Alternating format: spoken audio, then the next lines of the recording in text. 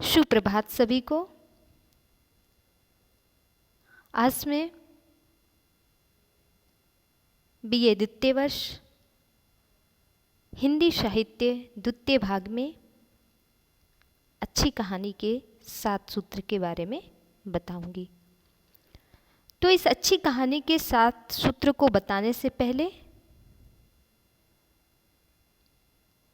थोड़ा सा हम कहानी के बारे में चर्चा करते हैं कि किस प्रकार से कहानी का विकास हुआ। मनुष्य की जय यात्रा और उसकी सभ्यता और संस्कृति के विकास के साथ ही साथ कहानी भी विकसित हुई है। मनुष्य एक सामाजिक प्राणी है। इसका एक प्रमाण कहानी कहने और सुनने की उसकी आदिम वृत्ति है। वह उसकी सामाजिकता की ही एक रचनात्मक अभिव्यक्ति है। आप सभी ने भी बचपन में कहानियाँ सुने होंगे। घर में दादी नानी ये लोग कहानियाँ सुनाते हैं और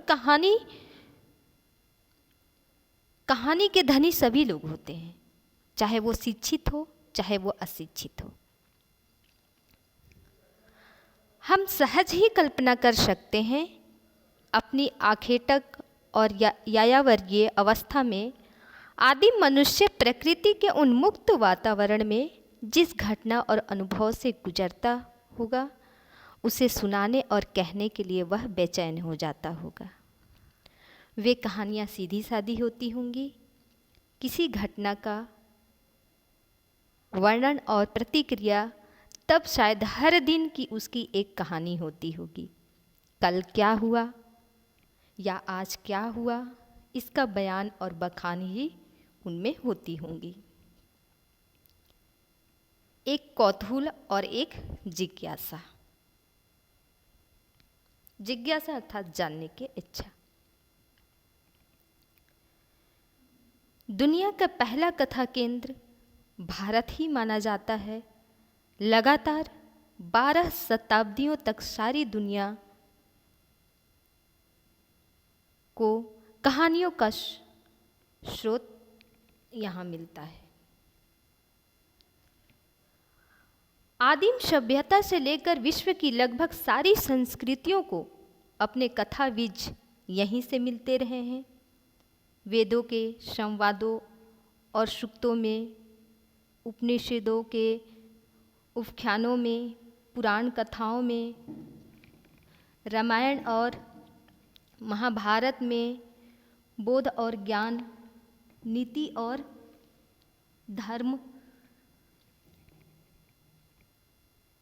धर्म की जो कहानियाँ मिलती हैं वे मनुष्य सभ्यता के आदिम युग से लेकर संस्कृति की समृद्धि तक की यात्रा के वृत्तांत हैं। बौद्ध जातक और जैन पुराकथाएं, पंचतंत्र और हितोपदेश इस कथा यात्रा के उल्लेखनीय पड़ाव हैं। इन कहानियों का प्रयोजन मनोरंजन से अधिक ज्ञान और आनंद से अधिक शिक्षा रहा है। तो ये था थोड़ा सा आप लोगों के समक्ष कहानी की जानकारी। अब आगे आते हैं अच्छी कहानी के 7 सूत्र।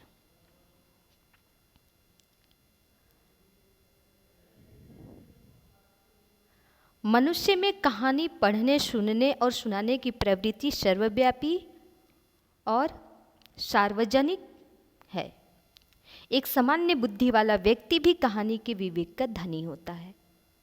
कहानी को पसंद या नापसंद करने के कारण एक सामान्य पाठक के मन मस्तिष्क में भी साफ होते हैं। एक पाठक की दृष्टि से ही देखें तो कहानी का कथ्य ही महत्वपूर्ण नहीं होता, कहानी कैसे कही जाती है यह भी उतना ही महत्वपूर्ण होता है। जब से कहानी मनोरंजन से उठकर एक कलाकृति के रूप में प्रतिष्ठित हुई है तब से उसकी कलात्मक श्रेष्ठता की पहचान से कुछ सूत्र भी निश्चित हुए। तो इनके आधार पर हम कहानी की उत्कृष्टता निर्धारित कर सकते हैं, इन सूत्रों के आधार पर।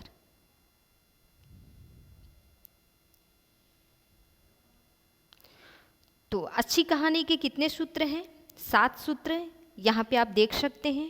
पहला है आकार, दूसरा आकर्षण, तीसरा प्रामाणिकता, चौथा प्रतीक संकेत योजना, पांचवा प्रस्तुति। प्रस्तुति के अंतर्गत है तटस्थ दर्शक, सक्रिय सहभागी, नेपथ्यवासी। छठवां है शीर्षक और आदि अंत, सातवां प्रभाव और नीति। तो यहाँ पे मैं सबसे पहले आपको आकार के बारे में बताऊंगी। तो आधुनिक युग के पहले क्या था? पहले कहानी बहुत बड़े बड़े होते थे, कहानी में से कहानियाँ निकलती चली जाती थी। यहाँ तक कि लोग रात रात भर कहानी कहते थे और सुनने वाले भी उसे रात रात भर सुनते थे। लेकिन अब ऐसा संभव नहीं है, क्योंकि अब लोग बहुत ज़्यादा व्यस्त हो गए हैं। आधुनिक युग के कहानी के छोटे आकार पर सबसे अधिक जोर दिया गया है।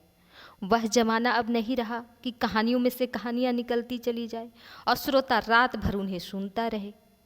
आधुनिक जीवन की तेज गति और व्यस्तता के कारण संक्षिप्तीकरण की प्रवृत्ति भी बढ़ी है। हर इंसान उसे सारांश के रूप में समझना चाहता है। अंग्रेजी में तो कहानी की लाक्षणिक पहचान ही संक्षिप्तता है। यह संक्षिप्तता आकार के साथ कहानी के पढ़ने में लगने वाले समय से भी तय की जाती है। घटना और स्थिति, पात्र और अनुभव के साथ ही साथ स्थान, समय और कार्य की एकता कहानी के संक्षिप्त आकार और सार्थकता का पैमाना है। तो यहाँ पे क्या है? आधुनिक युग में कहानी के छोटे आकार पर सबसे अधिक बल दिया गया है। क्यों? क्योंकि आज सभी लोग व्यस्त हैं, किसी को बड़ी कहानी पढ़ने या सुनने के लिए इतना टाइम नहीं है, समय नहीं है, इसलिए छोटे कहानियों पर ज़्यादा ध्यान दिया गया है। तो ये था आपका आकार। पहला अच्छी कहानी के 7 सूत्र में पहला आकार। अब दूसरा हम आगे बढ़ते हैं आकर्षण। कहानी का आकर्षण उसके पढ़ने और सुनने सुनाए जाने के दौरान पाठक या श्रोता का ध्यान बांधे रहने में निहित है। क्योंकि ये कहानी आकर्षण तभी होगी जब सुनने और सुनाए जाने के दौरान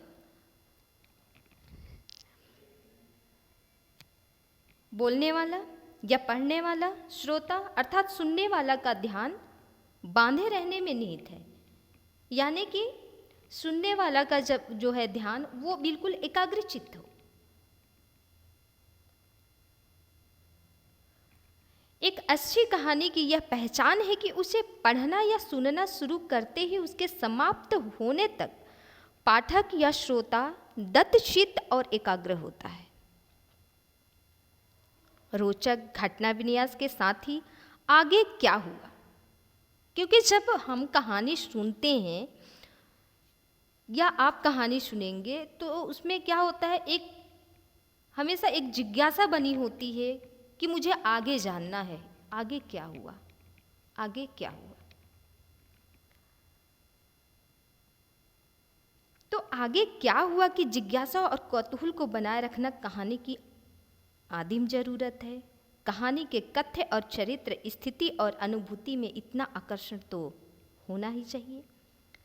कहानी के कथ्य और चरित्र, स्थिति और अनुभूति में इतना आकर्षण तो होना ही चाहिए कि कहानी पढ़ते या सुनते हुए पाठक या श्रोता उबे नहीं। श्रोता कौन? सुनने वाला।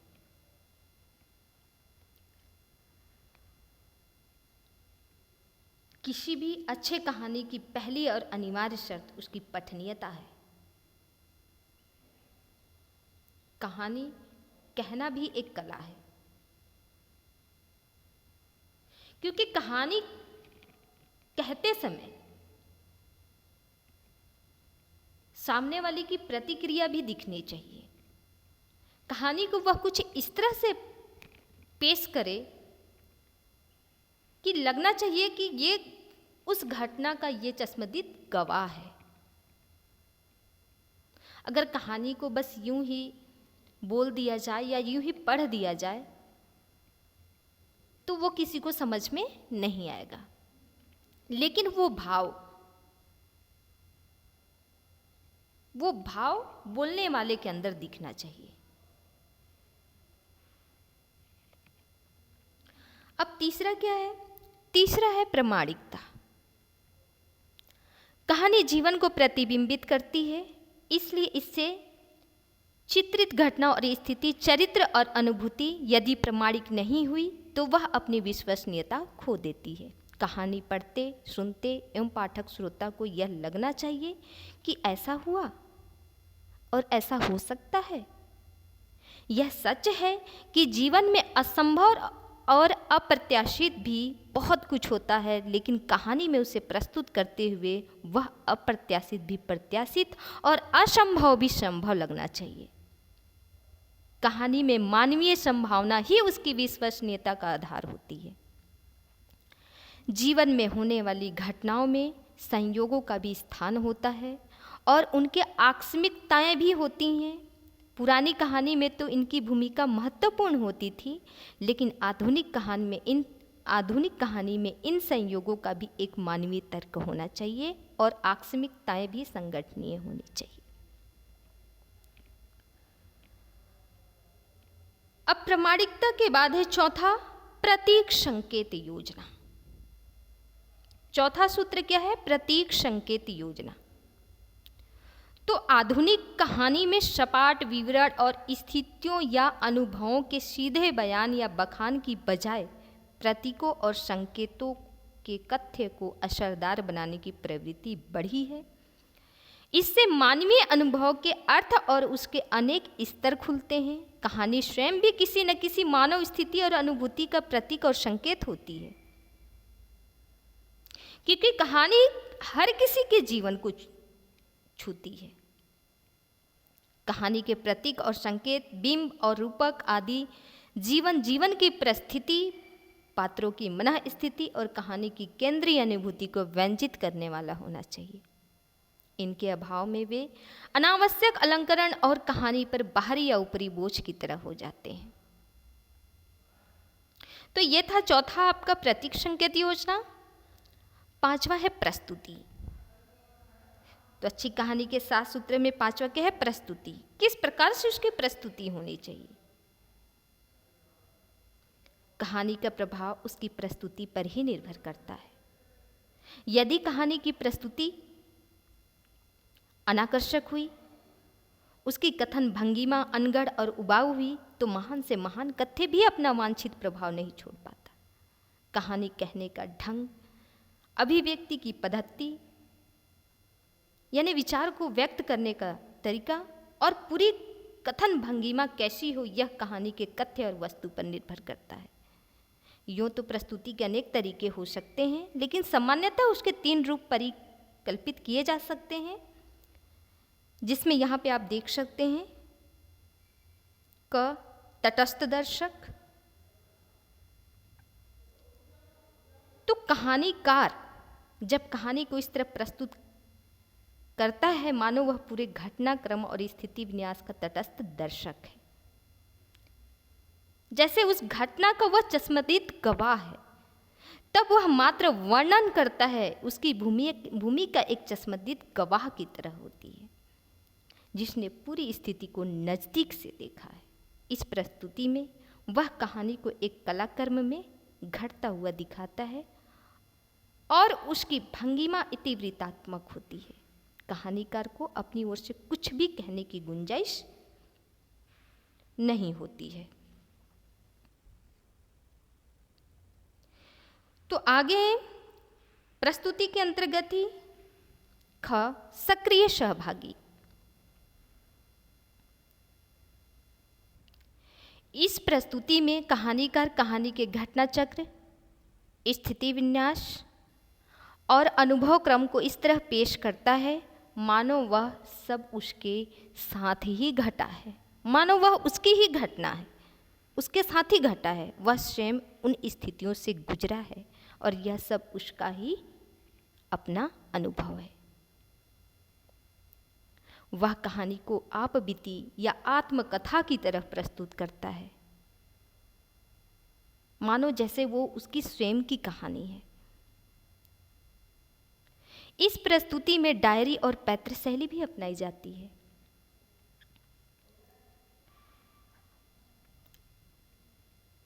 अब प्रस्तुति के अंतर्गत ही ग है नेपथ्यवासी। इस प्रस्तुति में कहानीकार एक सूत्रधार की तरह होता है। वह न तो दर्शक और न ही सहभागी के रूप में दृश्य पर आता है। कहानीकार कौन? कहानी लिखने वाला,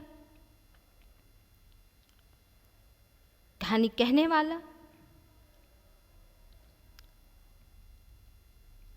वह तो नेपथ्य से ही कहानी के सूत्र संचालित करता है। जीवन के मंच पर चित्रित अपना अभिनय करते हैं। उनके संवादों के माध्यम से उनकी मन स्थिति अभिव्यक्त होती है और उनके कार्य व्यापार और घटना विन्यास के कथ्य आगे बढ़ता है।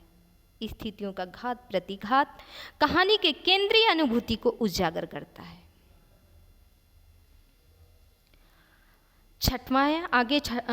छठवां सूत्र है इसका शीर्षक और आदि अंत। कहानी का शीर्षक प्राथमिक महत्व का होता है। यह इतना सांकेतिक और व्यंजक होना चाहिए कि वह कहानी के कथ्य और अनुभव, घटना और स्थिति को अनायास व्यक्त कर दे। जैसे कहा जाता है नाम में क्या धरा है, नाम में क्या धरा है वाली कहावत कहानी के शीर्षक प्रसंग में उचित नहीं है, बल्कि कहानी के संदर्भ में तो यह कहा जाना चाहिए कि उसका नाम ही सब कुछ है। वह कहानी के शीर्षक पर पूरी तरह लागू होती है। इसी तरह कहानी का आदि और अंत भी महत्वपूर्ण है। कहानी के आदि से ही उसको पढ़ने की ललक बढ़ती है, उसके प्रभावशाली अंत से उसकी सार्थकता बढ़ती है। किसी ने सही कहा है कि कहानी उस घुड़दौड़ की तरह है जिसमें आदि और अंत ही देखा जाता है। अब 7वां सूत्र है प्रभावनीति। कहानी की श्रेष्ठता और उसकी रचनात्मक समृद्धि का विकास। कहानी की श्रेष्ठता और उसकी रचनात्मक समृद्धि का सबसे महत्वपूर्ण बिंदु उसका प्रभाव है कि वह लोगों पर किस प्रकार से अपना प्रभाव छोड़ता है। कहानी का आकार और आकर्षक, उसकी प्रामाणिकता और प्रस्तुति सब मिलकर उसके प्रभाव को आकान्वित और एकाग्र करते हैं।